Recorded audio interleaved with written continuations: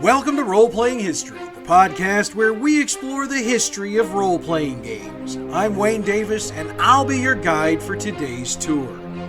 Episode 28, Role-Playing Games for Younger Kids. So through the history of our little show to this point, we've talked about a lot of different tabletop role-playing games. However, the one thing that pretty much all of them have in common is the fact that they're all geared towards teenagers and older, for the most part. If you've got younger kids, those games might not work. I mean, you can take a D&D game and gear it down to a level that would work for your 8-year-old, but that would require a lot of work on your part. Not to mention, you'd have to be careful how many things you take out, because the way D&D is built these days, a lot of rules build off of other rules. So taking out the wrong rules can mess it up. Even a game like Star Wars can be complicated for younger kiddos, even though the published adventures do tend to be less about the commission of violence and less about actually killing anything when the shooting begins. And again, it's because of the number of rules and how they're written. Look, I can feel your pain. I'm a parent and now a grandparent myself, and wanting to introduce your kids to the hobby you love so much is something I've struggled with for as long as my daughter has been in my life. Needless to say, I wish I'd had the information I'm about to give you about 6 years or so ago. Might have made a difference. For the record, my research for this episode was a little bit different than usual. Usually, I know what game or company I'm going to research, and I have half a dozen or so resources that I'll utilize for information. This week, I didn't know what I was going to talk about until I found the games, so I did exactly what many of you might have done. I punched TTRPG for kids into my Google bar. Now, my 6 suggestions are going to come courtesy of our friends at d20collective.com, which has frequently been a resource I've utilized in research. Morgan Carpenter wrote an article for the site that dropped on April 24th, 2021, asking the very question listener Monica Jenneman asked me, what about games for kids? Carpenter gave 6 games as answers, and we will review all of them. The games are Hero Kids, Toon, Tales of Equestria, Amazing Tales, Bubblegum Shoe, and Poker Roll. Let's start with Hero Kids. Hero Kids was created by Justin Halliday and published by Hero Forge Games. Brian C. Rideout did a review of the game for Welcome to the Death Trap, and he noted that Hero Kids is based, at least in part, on the older game Hero Quest. So if you've played that game, you've got a leg up. Now, before we continue, there's one big thing you need to understand. Hero Kids is only available through drivethrurpg.com. So that means you'll have to make a purchase online. And while you can purchase physical books, it's cheaper to purchase the PDFs. Unless, of course, you need to print everything off. Hero Kids setting is sort of medieval Europe, but anachronistic at the same time. What do I mean by this? Well, the characters carry weapons that would be medieval, but the towns they go to, they might have ice cream cones available in their restaurants. In other words, the game tries to balance timeline accuracy with the types of things that younger kids might find interesting. Rideout notes in his review that Hero Kids, quote, doesn't overdo it. The backdrop of the game is really cool. The characters are the child apprentices of great heroes and defenders of the city of Ravenshore. As one might expect, a dark lord has risen, and the heroes and defenders mount up and take off to deal with it, leaving their apprentices to handle the defense of the city. So, those forces of evil who aren't working with the Dark Lord are doing exactly what one would expect them to do. Go try to take advantage of a city where the heroes aren't supposed to be. That's where the players come in. The various bad guys they run into in defense of their city make up the various adventures. Now, I do need to note that there are a number of adventures available for Hero Kids, and the core rules have a dozen or so pre-generated characters, both male and female, for the kiddos to choose and play. The game itself only uses 6-sided dice, and it utilizes a die pool system. We've discussed that 100 times to this point, and it's easy to teach the kids how to play. However, all the reviews I've read here stated that the kids they've played the game with, ranging in age from 4 to 9, were all able to pick up on the rules fairly quickly. Another big sell for Hero Kids is that each adventure also comes with a fully gridded map, so miniatures can be used in order to provide the full experience for kids, as well as to make it easier for them to visualize what their character can see. And yes, miniatures can be printed, cut out, and utilized both for the characters and for the monsters. I checked out a dozen different reviews for this game, and each one of them recommended this game for play with younger kids. However, several of them, right out included, noted something that concerned them. Hero Kids, at least in the adventures they'd played to that point, focused primarily on combat rather than any sort of skill resolution. While the game allows for monster retreat, the concern that non-violent combat resolution isn't typically an option might be a turnoff for some parents. Some reviewers were also concerned that even though this is supposed to be a role-playing game, an over-reliance on miniatures could confuse the difference between an RPG and a miniatures game for some kids. All of that being said, Hero Kids is an Any Award winner, so for me, that means it's fairly well liked and reviewed. Again, as I said earlier, Hero Kids is only available from DriveThruRPG. The core book is $11.99 in physical form, and that includes a PDF copy of the book. The various expansions for the game range in price from $2.99 and $9.99, and while some can be purchased in physical copy, most are only available in PDF. Next up is Toon. Now, I've discussed Toon before in a previous edition of this podcast, but you know what? I'm going to talk about it in depth again because I love this game that much, and I don't think it gets enough love. Toon was released by Steve Jackson Games in 1984, and it was the brainchild of Greg Costikyan and Warren Spector. Toon is exactly what it sounds like, a role-playing game that is a cartoon. Of course, when Costikyan and Spector designed the game, I'm pretty sure kids weren't their target audience. But show me a kid that doesn't like cartoons. Yeah, okay, I'm sure one or two exist, but come on, let's not kid ourselves here. One big selling point for Toon is that the characters cannot die. Much like in a cartoon, if something happens that would incapacitate a character, that character will reappear in the next scene. I do understand that there are some parents who might feel this sends the wrong message, but my argument here is that if you're playing a role-playing game with your kiddo, they've already got a pretty decent grasp on what's real and what isn't. But then again, who am I to tell you how to raise your kid? Now, characters do have hit points. I mean, it's a role-playing game. We have to have some way to track when characters should fall. This being a Toon world, however, the ways they get injured are very different. Drop an anvil on their head? Check. Open the package from the Ace Corporation that blows up? Yep. Hit them over the head with an oversized mallet? Of course. You see where I'm going with this, right? The game master in Toon is known as the animator, and the stated prime directives for the game are to forget everything you know and act before you think. What does that mean? Basically, it means that if the group is having fun, do that thing. If it isn't funny, don't allow it. Pretty simple. And that simplification applies to the characters as well. It has a very basic skill-based resolution system with 23 skills that apply to 4 attributes: muscle, zip, smarts, and chutzpah. If you don't know what chutzpah is, Google it. I've played Toon before, and my advice to someone wanting to play this with kids is this. Ask them what type of cartoon character they want to be, and help them set their character up to be that thing.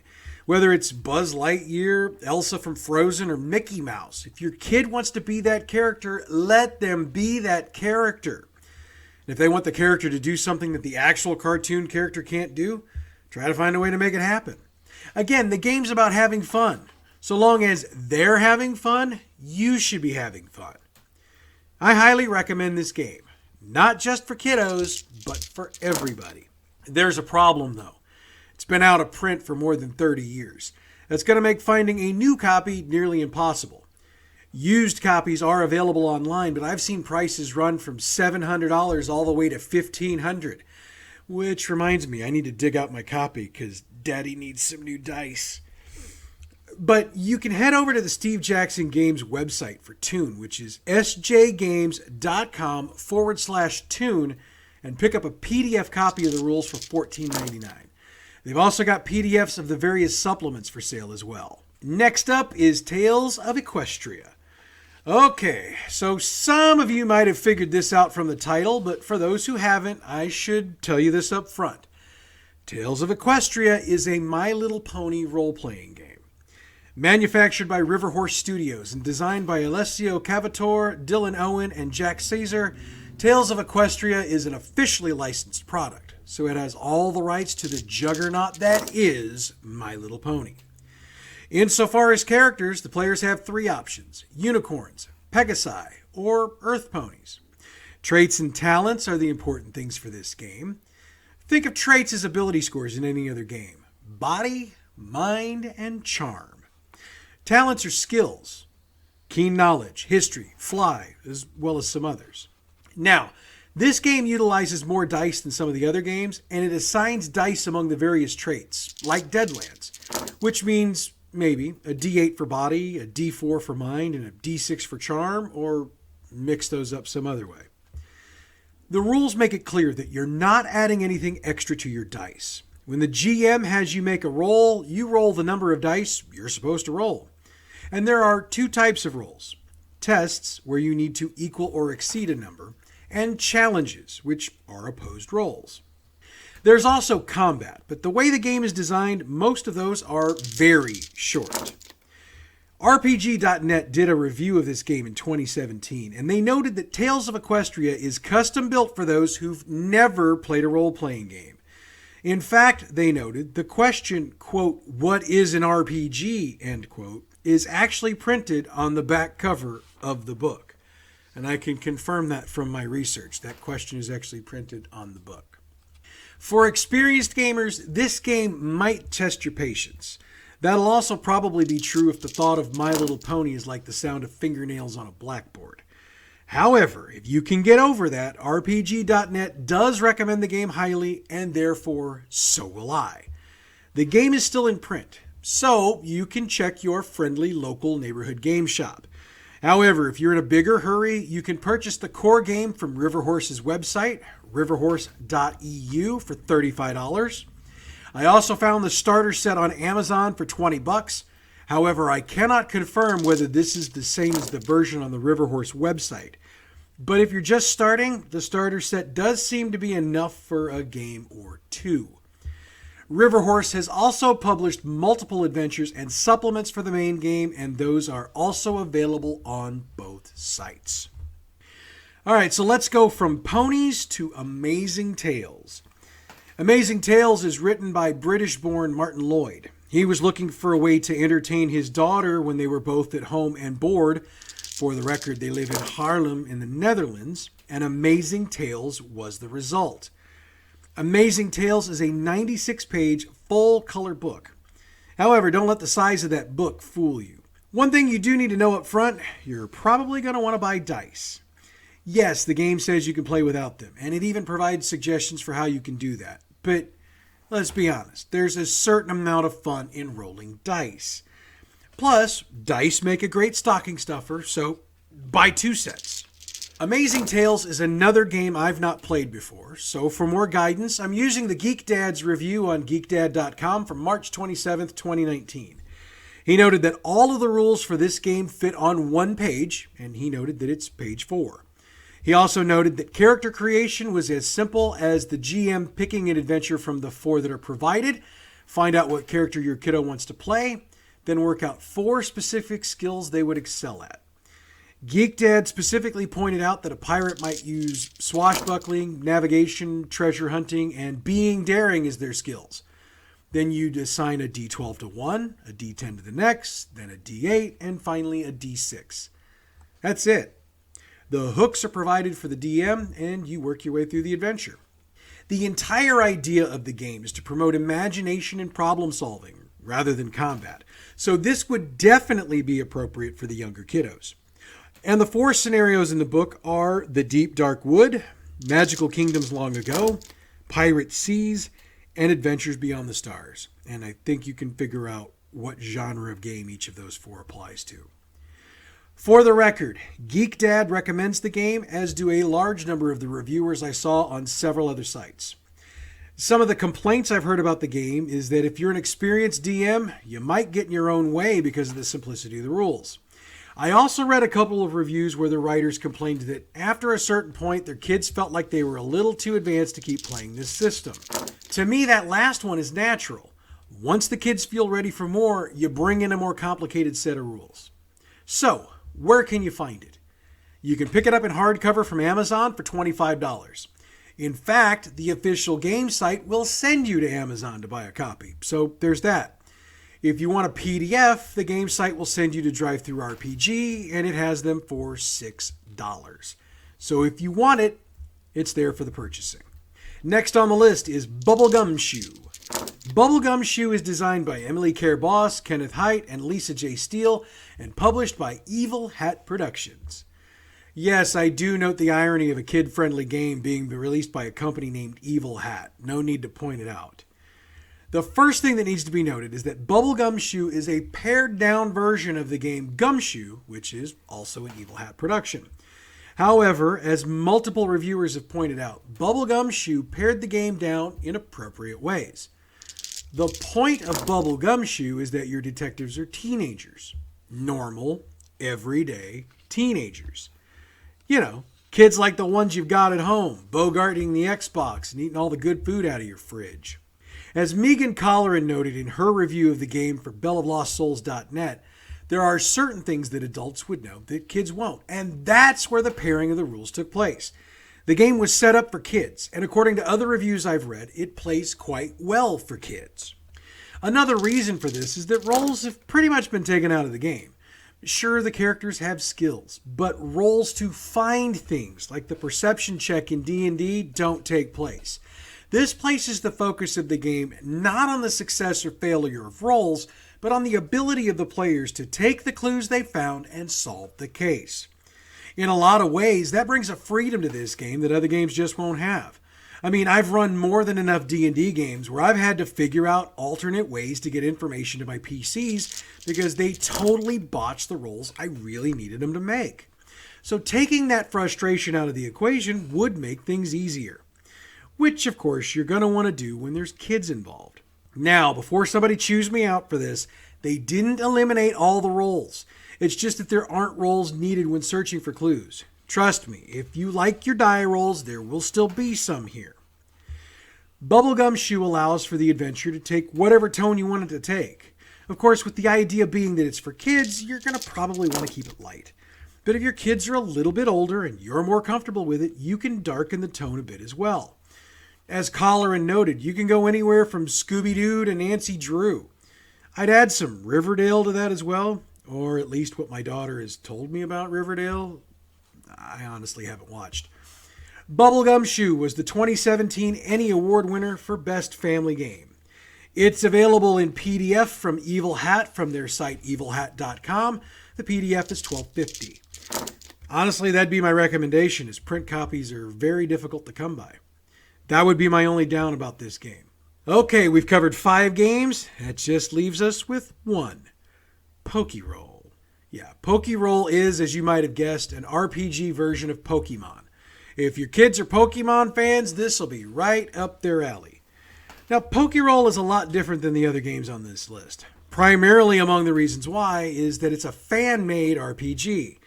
The game is currently called, and can be found online, as Pokeroll Project. The game was designed to be a fast and friendly usable game, and it's continually being upgraded based on the input from players. Pokeroll is currently in its second version, which they call version 2.0. The rank system for training Pokemon is familiar: starter, beginner, amateur, ace, pro, and master. However, the dice pool system they'd used in earlier versions has been eliminated. Here's the beauty of Pokeroll. It's a completely free-to-play game. However, this means that it's only available via PDF from PokerollProject.com. That's Pokerole project.com. But you're shelling out no money for the game, and if your kiddo likes Pokemon, I'd call it a win. The first version of this game was well reviewed, and the reviews I read all said they'd play it again. Even a few who weren't Pokemon fans said they liked the way the game was laid out. So if you're not a fan, there's still hope for the game if your kiddo is. So with that, we come to the end of today's tour. I need to start today by thanking everyone whose work I tapped into for today's show. Morgan Carpenter at d20collective.com, Brian C. Rideout at Welcome to the Death Trap, rpg.net, geekdad.com, and Megan Colleran at belloflostsouls.net. Their work helped guide me as I worked my way through these games in order to assist you. Thanks, as always, to Pixabay.com for the royalty-free music we use for our intro and outro for this show.